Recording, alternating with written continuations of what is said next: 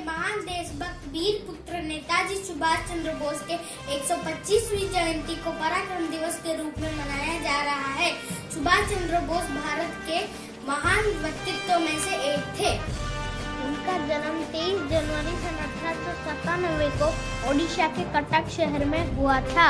उनके पिता का नाम जानकीनाथ बोस और माता का नाम प्रभावती था। कटक के यूरोपियन स्कूल से प्राइमरी शिक्षा पूर्ण कर मात्र 15 वर्ष की आयु में सुभाष ने विवेकानंद साहित्य का पूर्ण अध्ययन कर लिया था। सुभाष ने 1919 में बीए की परीक्षा प्रथम श्रेणी से उत्तीर्ण की और जल्द ही 1920 में आईसीएस की परीक्षा में चौथे स्थान के साथ उत्तीर्ण तो की, लेकिन आईसीएस से त्याग पत्र जल्द ही दे दिया।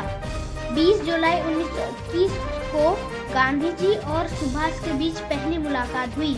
उन दिनों गांधी जी अंग्रेज सरकार के खिलाफ असहयोग आंदोलन चला रहे थे। सुभाष इस आंदोलन में सहभागी हो गए। बहुत जल्द ही सुभाष देश के एक महत्वपूर्ण युवा नेता बन गए। कांग्रेस के अंदर रहते हुए सुभाष का कई बार टकराव हुआ, जिसमें पूर्ण स्वराज की मांग, भगत सिंह को ना बचा पाने और द्वितीय विश्व युद्ध के दौरान स्वतंत्रता संग्राम अधिक तीव्र करने के मुद्दे खास रहे। लेकिन 1939 में गांधी जी के विरोध के बावजूद कांग्रेस अध्यक्ष चुने के बाद सुभाष और कांग्रेस के रास्ते अलग हो गए। कांग्रेस अध्यक्ष पद से इस्तीफे के बाद सुभाष ने फॉरवर्ड ब्लॉक के नाम से अपनी पार्टी की स्थापना की। कलकत्ता स्थित हल्बोर्ड स्तंभ, जो भारत की गुलामी का प्रतीक था, सुभाष के यूथ ब्रिगेड ने रातों रात वो स्तंभ मिट्टी में मिला दिया। अंग्रेज सरकार ने सुभाष सहित फॉरवर्ड ब्लॉक के सभी मुख्य नेताओं को कैद कर लिया। नजरबंदी से निकलने के लिए सुभाष पुलिस को चकमा देते हुए एक पठान के वेश में मुक्त होने में कामयाब रहे। जर्मनी में उन्होंने भारतीय स्वतंत्रता संगठन और आजाद हिंद रेडियो की स्थापना की।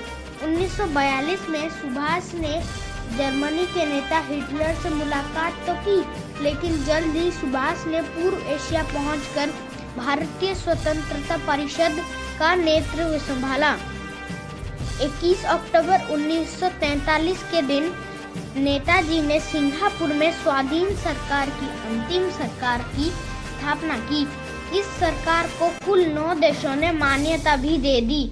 पूर्व एशिया में नेताजी ने अनेक भाषण देकर वहां के स्थायी भारतीयों से आजाद हिंद फौज में भर्ती होने और उसे आर्थिक मदद देने का आह्वान किया।